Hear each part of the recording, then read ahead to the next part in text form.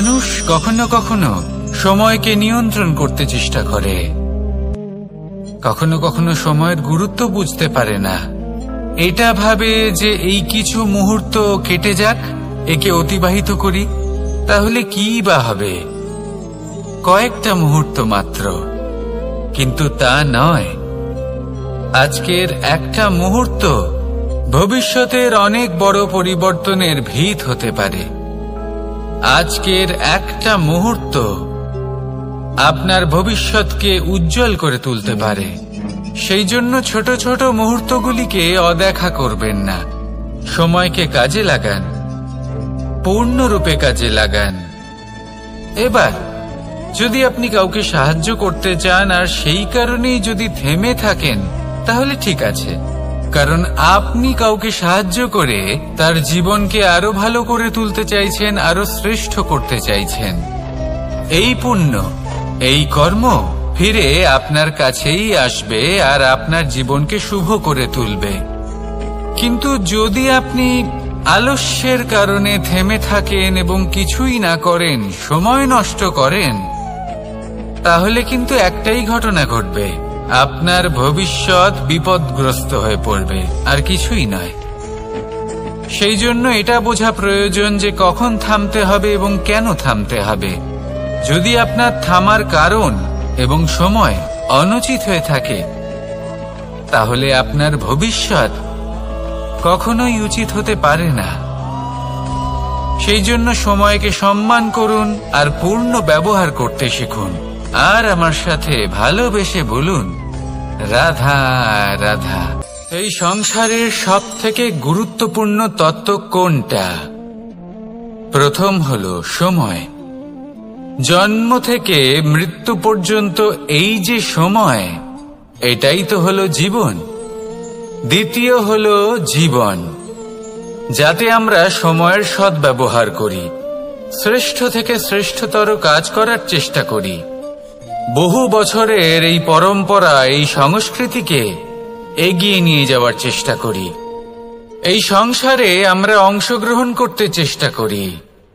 তৃতীয় হলো ধন, সেই ধন যা প্রত্যেক ব্যক্তি অর্জন করতে চেষ্টা করেন।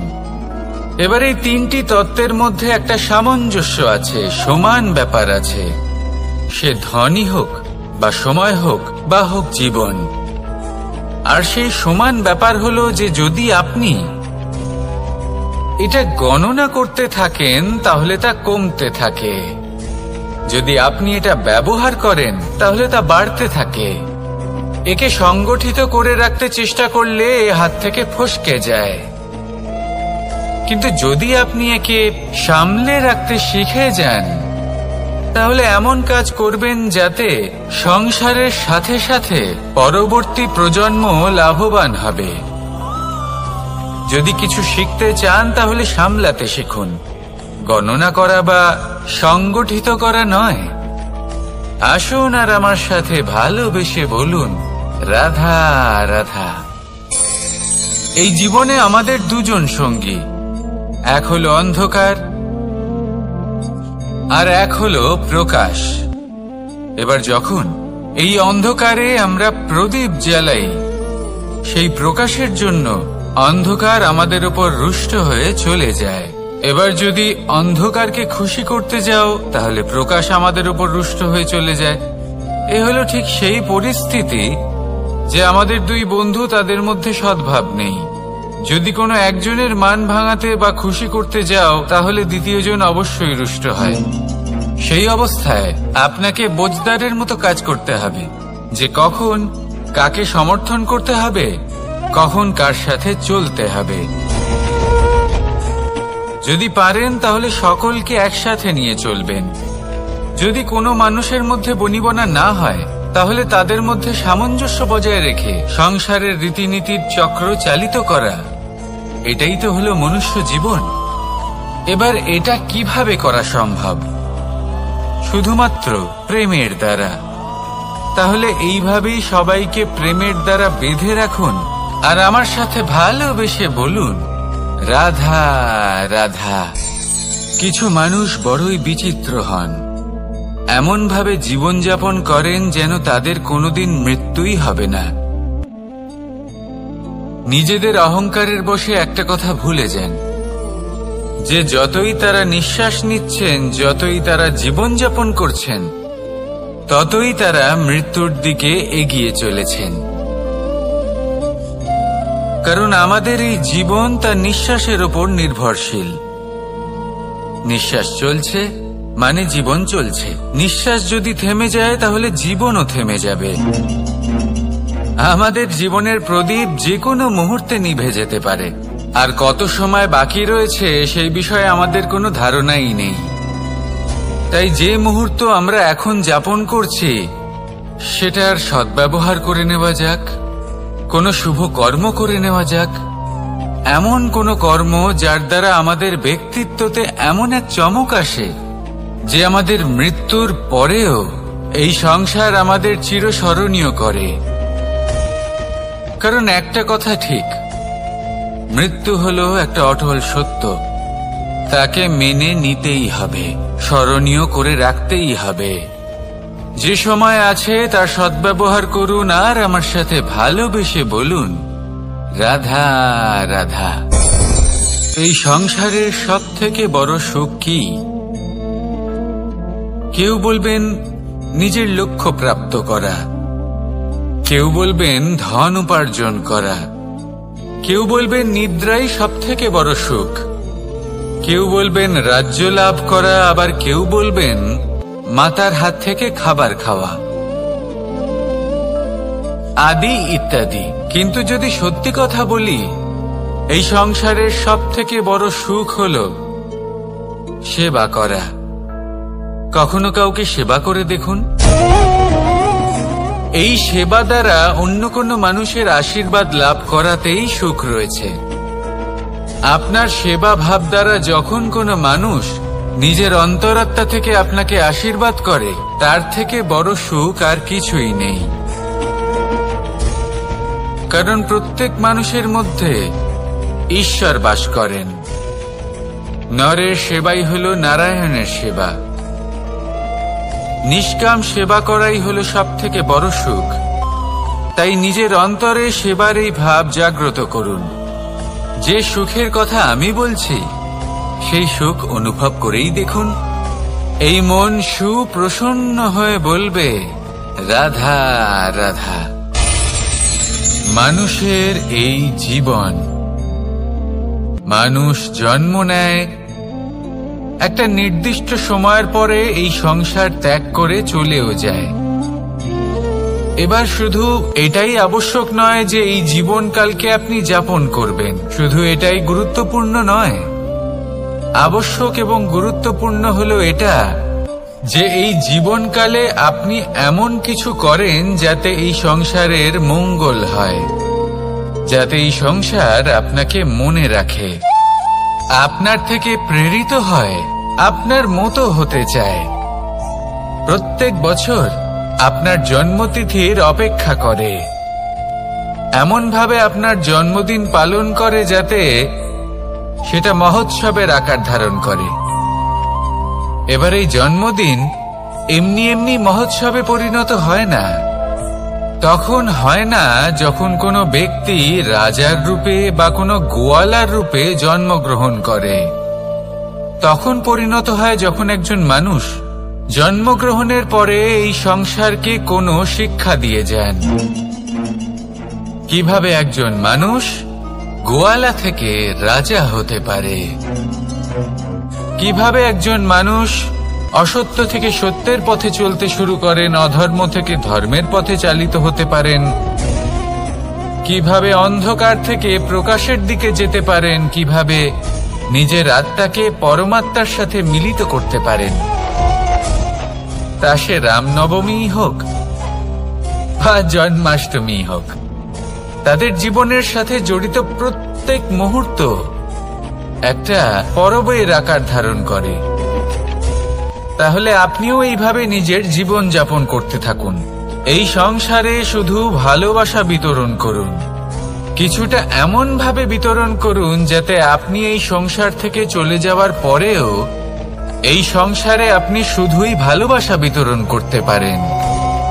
যদি আপনি এরকম করেন, সংসারকে প্রেরণা দেন, তাহলে আপনার জীবনও রাধা কৃষ্ণের প্রেমের মতোই অলৌকিক এবং দৈব হয়ে উঠবে। আসুন আর আমার সাথে ভালোবেসে বলুন, রাধা রাধা। আপনি এটা শুনে থাকবেন যে ছোট্ট একটা বালক, সে ঈশ্বরের প্রতিরূপ হয়। কিন্তু এমন কেন বলা হয় তা কি আপনি কখনো ভেবে দেখেছেন? আমি আপনাকে বলছি, কোন একটা ছোট্ট বালককে দেখুন, সে কি করে? সকলকে সমান চোখে দেখে। ওর মনে না কোনো ছলনা রয়েছে, না কোনো কপটতা, না অহংকার রয়েছে, আর না কোনো বিষয় নিয়ে কোনো চিন্তা। সকলকে সে সমান চোখে দেখে আর নিজের মধ্যেই প্রসন্ন থাকে, সকল বিকার থেকে মুক্ত। এগুলোই তো সেই গুণ সেই বালকের মধ্যে, যা হলো ঈশ্বর স্বরূপ। এবার ভেবে দেখুন, যদি প্রত্যেকটা মানুষ এই ছোট বালকের মতো সেই সব গুণ নিজের মধ্যে জাগ্রত করে তোলে, তাহলে কি হবে? তারাও ঈশ্বর তুল্য হয়ে উঠবে। তাই আপনিও এটাই করুন, নিজের মনকে বিকার মুক্ত করুন সেই ছোট্ট বালকের মতো। মনের মধ্যে না কোনো চিন্তা রাখবেন, না মোহ, না ক্রোধ, না কোনো রকমের ছলনা বা কপটতা। সবাইকে সমান চোখে দেখুন আর নিজের মনেই প্রসন্ন থাকতে শিখুন। এই মন প্রেমময় হয়ে বলবে, রাধা রাধা। মানুষের জীবন বড়ই বিচিত্র হয়। যেই মুহূর্তে জন্ম নেয়, একটা প্রতিস্পর্ধায় প্রবেশ করতে থাকে। মানুষ জন্ম নেয় আর প্রতিস্পর্ধা শুরু হয়ে যায় ভাই এবং বোনের মধ্যে সর্বশ্রেষ্ঠ হবার, সবার থেকে এগিয়ে থাকার। তারপরে সে যায় গুরুকুলে। নিজের বন্ধুদের মধ্যে সর্বশ্রেষ্ঠ হওয়ার প্রতিস্পর্ধা শুরু হয়। এবার সেখান থেকে বাইরে বেরিয়ে সংসার জীবনে প্রবেশ করে ধন উপার্জনের প্রতিস্পর্ধা শুরু হয়। তা সে যুদ্ধই হোক বা কলা হোক, এই প্রতিস্পর্ধা কখনোই আমাদের পিছু ছাড়ে না। তাই যদি প্রতিস্পর্ধা করতেই হয়, তাহলে আমরা মানুষকে সাহায্য করার প্রতিস্পর্ধা কেন করব না? এমন এক প্রতিস্পর্ধা যাতে যে কেউ জিতুক বা যে কেউ হারুক না কেন, লাভ সকলের হবে। সকলের মধ্যে প্রেম বিতরণ করতে থাকুন, এইভাবেই আনন্দ বিতরণ করতে থাকুন। আর আমার সাথে ভালোবেসে বলুন, রাধা রাধা। দু রকমের প্রাকৃতিক বেগ থাকে। প্রথম হলো বর্ষা। যখন এর বর্ষণ হয়, তখন মাটিকে শীতল করে নতুন ফসল ফলায়। আর দ্বিতীয় হয় পবন, যা আমাদের সর্বদা শ্বাসবায়ু প্রদান করে। অশান্ত এই মনকে শান্তি প্রদান করে, এই ক্লান্ত শরীরে স্ফূর্তি প্রদান করে। আমাদের জীবনে যত আবেগ আছে, তা হয় বর্ষার মতো হওয়া উচিত, নয় হওয়া উচিত পবনের মতো।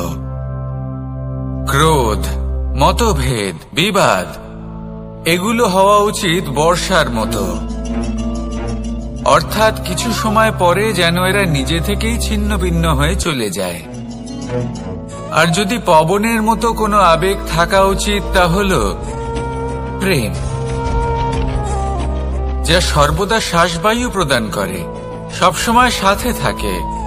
একে আমরা অনুভব করতে পারি না, কিন্তু এ আমাদের অনুভব করার জন্য প্রাণবায়ু প্রদান করে। আর যখন চক্রবাতের মতো সে ভয়ঙ্কর হয়ে ওঠে, তখন সমগ্র সংসার বদলে দেয়। এর সারমর্ম একটাই, শক্তি। মতভেদ, ক্রোধ, বিবাদের মধ্যে নেই। শক্তি যদি থাকে, তা আছে প্রেমের মধ্যে। তাই এই প্রেমকে মনের মধ্যে রাখুন আর আমার সাথে বলুন, রাধা রাধা। প্রত্যেকটা মানুষ আলাদা হয় আর অত্যন্ত বিশেষও হয়। প্রত্যেক মানুষ ভিন্ন ভিন্ন পরিবেশে পালিত হয়, বড় হয়। প্রত্যেকের নিজস্ব চিন্তা ভাবনা থাকে, নিজস্ব বিচারধারা থাকে। যখন অনেক ভিন্ন বিচারধারা একত্রিত হয়ে যায় তখন শুরু হয় বিবাদ। এবার এই বিবাদের সময় আপনি দেখবেন দুই ব্যক্তি যাদের মধ্যে এই বিবাদ হচ্ছে সবসময় এটা প্রমাণ করতে চান যে তার সামনের ব্যক্তি এবং তার ভাবনা, তার বিচারধারা বা তার বক্তব্য হলো অনুচিত। এবার এটাই যদি প্রেমপূর্বক রূপে আপনি ভেবে দেখতে চেষ্টা করেন যে সামনের ব্যক্তিটির বক্তব্য, তার মানসিকতা আসলে কি, তাতে উচিত ঠিক কি, সেটা আমরা বুঝতে পারি। একদিকে হলো এই বিবাদ যা আপনাকে সামনের ব্যক্তিটিকে অনুচিত প্রমাণ করতে বাধ্য করে, আর অন্যদিকে হলো প্রেম যা সামনের ব্যক্তিটির যুক্তি বুঝতে সাহায্য করে, তাতে উচিত কি রয়েছে সেটা বুঝতে বাধ্য করে, তাকে মহান হয়ে ওঠার পথে অগ্রসর হতে বাধ্য করে। তাই এই বিবাদকে ত্যাগ করুন আর প্রেমকে আপন করে নিন, আর এই প্রেম ভাব নিয়ে বলুন, রাধা রাধা। এই সংসারে বড়ই বিচিত্র এক শব্দ আছে, মূল্য। এর প্রয়োগ আমরা জীবনেও করে থাকি, আবার ব্যবসাতেও করে থাকি। একজন উদ্যোগপতি সবসময় বলেন ব্যবসার মূল্য সবসময় উচ্চমান হওয়া উচিত, তাতে লাভ বেশি। অন্যদিকে আরেকজন ব্যক্তি যিনি পরোপকারী, যিনি ঈশ্বরের দর্শনের অভিলাষী, তিনি বলেন জীবনের মূল্য সবথেকে উচ্চমান হওয়া উচিত। অনেক সময় মানুষ কি করে থাকেন, ব্যবসার এই মূল্য তা উচ্চতার শিখরে পৌঁছানোর লোভে জীবনের মূল্য নামিয়ে ফেলেন। যেখানে এই সমগ্র সংসার প্রেমের দ্বারা চালিত হয়, প্রেমই হলো এই সংসারের আধার। এবার যদি আপনি প্রেম করতে শিখে যান তাহলে ব্যবসাতে নিশ্চিত রূপে লাভের সাথে সাথে কীর্তি এবং যশ লাভও করতে পারবেন, তা আমি নিশ্চিত রূপে বলতে পারি। কারণ ব্যবসাতে ওঠা নামা এসব চলতেই থাকে। জীবনকে আপনি যদি একবার উচ্চতায় নিয়ে যেতে পারেন তাহলে তা কখনোই নামবে না। আসুন আর আমার সাথে ভালোবেসে বলুন, রাধা রাধা। যা বাধা দেয় তা হলো অবরোধ, যা এগিয়ে নিয়ে যায় তা হলো বিকাশ, আর যা ভাগ করে দেয় তা হলো গুণ। আপনি সবাইকে আনন্দ দিন, তার বদলে আপনিও আনন্দ পাবেন। আপনি সবার মধ্যে প্রেম ছড়ান, আপনিও তার বদলে প্রেমই পাবেন। এই দেখুন না, মেঘেদের দেখুন। এই যে মেঘ, এই মেঘের গুণ এইটা নয় যে এরা জল সংগ্রহ করে রাখে। এদের গুণ হলো এটাই যে এই মেঘ সকলের মধ্যে জল ভাগ করে দেয়। ধরিত্রীর এবং জগতের তৃষ্ণা নিবারণ হয়। সূর্য, সূর্যের গুণ এইটা নয় যে সে সব থেকে বেশি তেজস্বী। তার গুণ হলো এটাই যে সে নিজের তেজ সবার মধ্যে ভাগ করে দিতে পারে।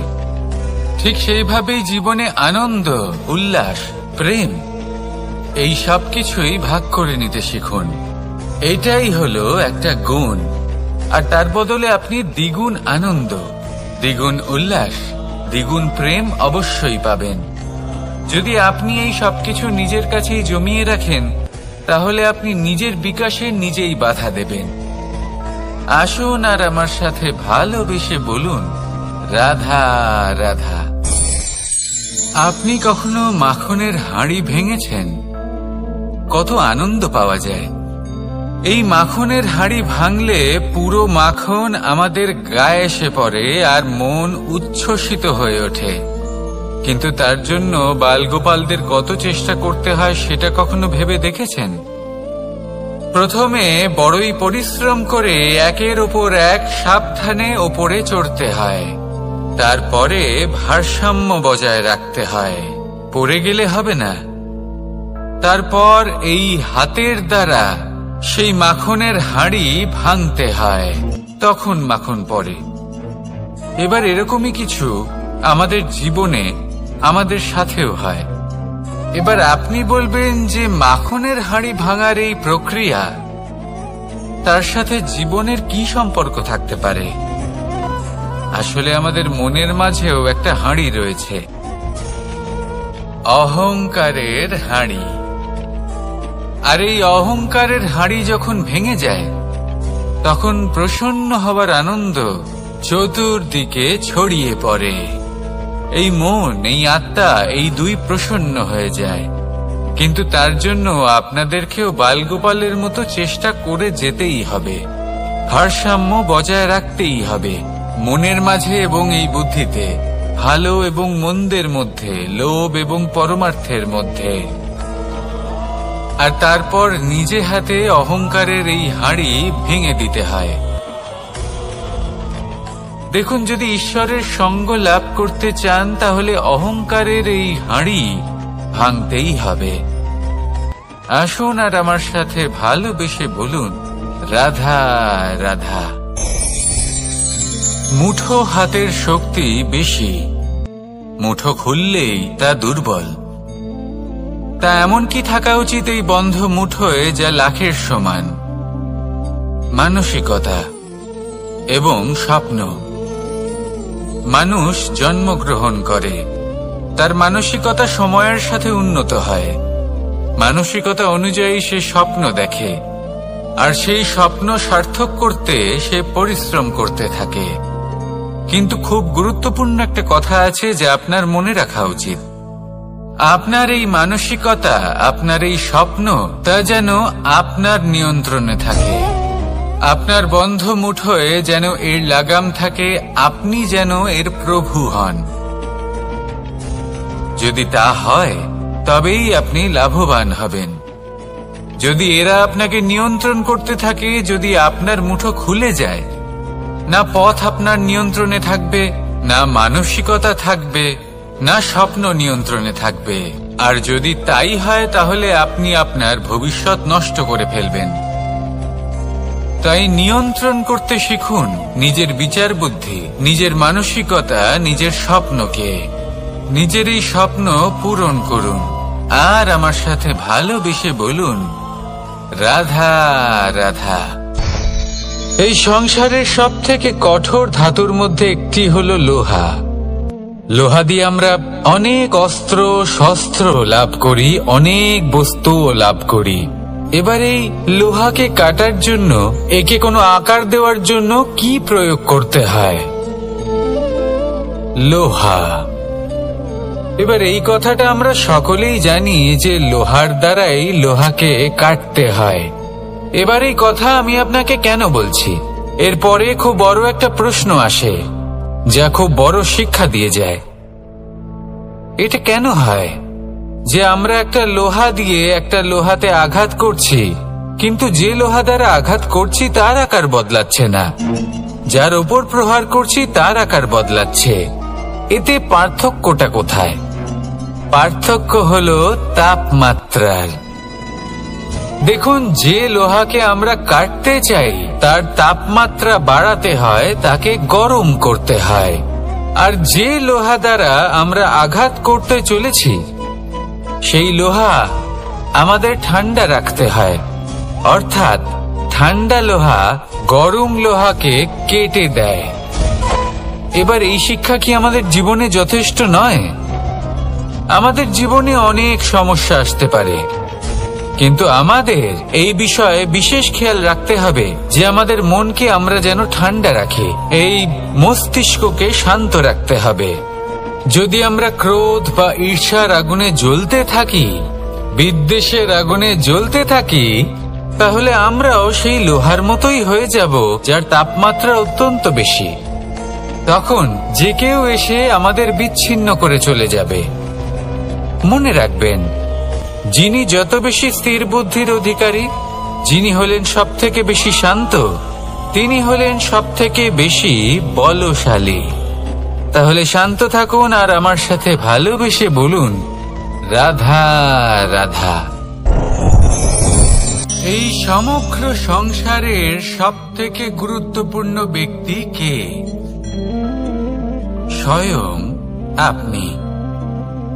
নিজের জন্য তো বটেই, তাই না? কারণ যখন আপনি জন্মগ্রহণ করেন, নিজের চোখ খোলেন, এই সংসারে আসেন, তখনই তো এই সংসারকে আপনি দেখতে পান, অনুভব করতে পারেন। এখানকার আবেগ, এখানকার মানুষজন তখন থেকেই অনুভব করেন। যদি আপনি না থাকেন, তাহলে এই সংসারের অস্তিত্ব আপনার কাছে শূন্যের সমান, তাই না? আপনি না থাকলে এই সংসারও আপনার কাছে নেই। এবার সবাই বলবেন যে এ তো সত্যি কথা, সেই অনুযায়ী তো আমার স্বার্থপর হওয়া উচিত, অহংকারী হওয়া উচিত, কারণ আমার কাছে আমি তো সবকিছু। দৃষ্টিভঙ্গি পাল্টে দেখুন। আপনার কাছে সবথেকে বেশি গুরুত্বপূর্ণ ব্যক্তি কে? আপনি নিজেই। সেই মানুষটি কেমন হওয়া উচিত একটু ভেবে দেখুন। সব সময় সকলকে সাহায্য করুন, একসাথে মিলে পরিশ্রম করুন, সাহায্য করুন অন্যদেরকে। এটা অতি আবশ্যক। এবং তার থেকেও বেশি গুরুত্বপূর্ণ হলো এটাই যে আপনার মনে যেন কখনো এই বিষয়ে ভয় না থাকে যে আমি আমার প্রিয়জনদের, আমার কাছের মানুষগুলিকে হারিয়ে ফেলব। এই ভয় কখনোই মনের মধ্যে থাকা উচিত নয়। যদি ভয় থাকে তাহলে থাকুক এই বিষয়ে যে সকল মানুষ আমার জীবন থেকে, আমার থেকে দূরে চলে যাচ্ছেন, তাদের বাধা দিতে দিতে আমি যেন নিজেকেই না হারিয়ে ফেলি, নিজের অস্তিত্বকেই না হারিয়ে ফেলি, নিজের ব্যক্তিত্বকে, নিজের বিচারধারাকে, নিজের করুণার শক্তি না হারাই। তাহলে এই ভয় ত্যাগ করুন আর আমার সাথে ভালোবেসে বলুন, রাধা রাধা। মানুষের দুটো রূপ রয়েছে। এক, আমাদের এই মুখ যা শুধুই চোখে দেখা যায়, আর দ্বিতীয় আমাদের এই মন যা শুধুমাত্র অন্তরাত্মা দ্বারা দেখা যায়। এবার আমাদের এই মুখ তা ঈশ্বর সকলকেই আগে থেকেই প্রদান করেছেন, কিন্তু এই মন কেমন হবে তা আমাদের জীবনের অনুভূতি এবং আমাদের জীবনের লক্ষ্য এগুলি সুনিশ্চিত করে। অর্থাৎ নেত্র দিয়ে দেখা যায় আমাদের এই মুখ, তা শুধুই এই কারণে প্রয়োজন যাতে সংসার আমাদের দেখতে পায়, আমাদের চিনতে পারে। কিন্তু যদি এই সংসারে আপনি প্রকৃত অর্থে মান সম্মান লাভ করতে চান, তাহলে নিজের অন্তরাত্মাকে আপনাকে বিকশিত করতেই হবে। দেখুন, কথায় আছে এই যে অসুর, তা শারীরিকভাবে উপস্থিত নয়, তা মনের মধ্যে থাকে। যদি এই মন থেকে অসুরকে বের করে দেওয়া যায়, তাহলে শরীরে তা উপস্থিত থাকবেই না। তাই মনকে শুদ্ধ করুন আর আমার সাথে ভালোবেসে বলুন, রাধা রাধা। প্রয়াস, পরিশ্রম, এই শব্দগুলি শুনতে হয়তো ছোট মনে হয়, কিন্তু এর মূল্য অনেকটাই অধিক। এবার প্রয়াসও কিন্তু দুই ধরনের হয়। একটা প্রয়াস তাই যা আমরা নিজের মন থেকে, অন্তর থেকে সমগ্র শক্তি দিয়ে করার চেষ্টা করি। এবারে এই প্রয়াস প্রচেষ্টার নামান্তর। কিছু প্রয়াস এমন হয় যেমন দ্রুতক্রীড়া খেলা। মানুষ বলেন, আজ একটু প্রয়াস করি, একটু দ্রুতক্রীড়া খেলেই দেখি, যদি বিজয়ী হই তবে ভালো ব্যাপার, যদি না হই তবে আর কখনো খেলবো না। এটাও কিন্তু প্রয়াস, কিন্তু এই প্রয়াস পরিশ্রম নয়। পাণ্ডবদের দেখুন, ওনারা যখন পরিশ্রম করেছিলেন তখন খাণ্ডবপ্রস্থকেও ইন্দ্রপ্রস্থ বানিয়েছিলেন। দ্রুতক্রীড়া খেললেন, সেই মুহূর্তেই ইন্দ্রপ্রস্থ হারিয়ে ফেললেন। পরিশ্রম করলেন, সগৌরবের রাজা হলেন। দ্রুতক্রীড়া খেললেন, তখন এক মুহূর্তে রাজা থেকে নিঃস্ব হয়ে গেলেন।